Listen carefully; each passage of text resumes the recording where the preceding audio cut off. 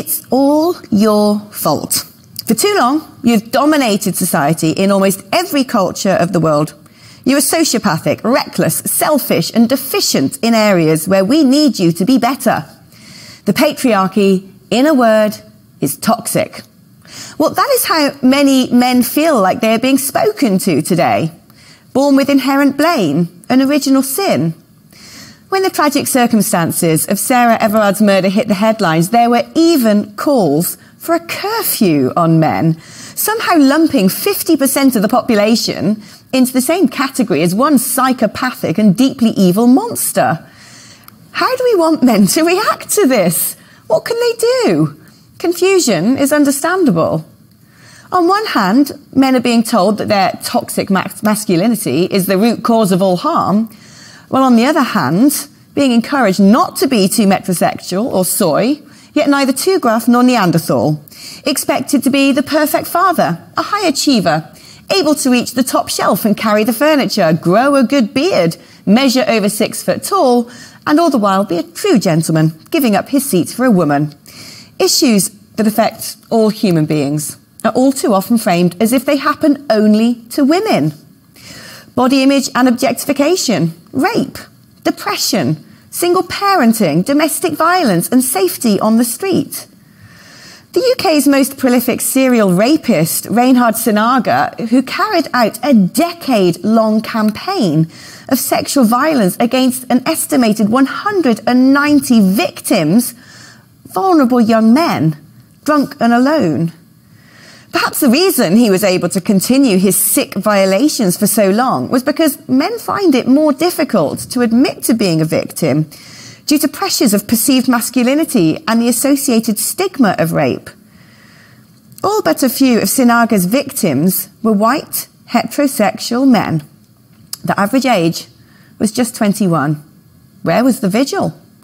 Where were the placards and the protests, the documentaries, the charities and the support groups? Where was the deafening public outcry? Suicide rates across the world also show a gender paradox, with men 3 to 4 times more likely to die than women. Almost 1 million men take their own lives globally per year. In Britain, suicide is the single biggest killer of men under 45. Men are twice as likely to be victims of violent crime. Well, yes, the perpetrators are also more likely to be men, but does that eradicate the plight of those who have suffered? Academically, the attainment gap between girls and boys continues to widen. Recent national curriculum assessments show that almost 3/4 of girls reached expected standards in core subjects, compared to just under 2/3 of boys. When it comes to disadvantaged youths getting sucked into violent gangs, 90% are boys.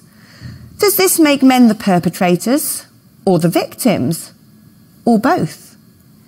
Meanwhile, gender dysphoria occurs in 1 in 30,000 males compared to 1 in 100,000 females. Almost 1/3 of men report body image issues, with 1/10 saying they had experienced suicidal thoughts as a result. Yet, objectification is often perceived to be a woman-only problem. We send more men than women to war, sacrificed in their millions to protect us all. Men are 10 times more likely to be killed at work, often dominating dangerous professions. Meanwhile, women live an average 10 years longer. Men fall ill younger and are more likely to suffer chronic illnesses. They often have poorer diets and pursue risky behaviours such as alcoholism and smoking. Yet women are more likely to seek medical help. When it comes to health, males are the weaker sex throughout life. Yet over recent years, rhetoric surrounding men has coarsened, from mansplaining to manspreading to toxic masculinity to dismantling the patriarchy. Rather than the cause of feminists being one of egalitarianism, it can sometimes feel like the end goal is that of punishment. There should be no battle of the sexes, but harmony. We all need good guys in our lives, and boys need good men too. Role models, champions, sponsors, friends.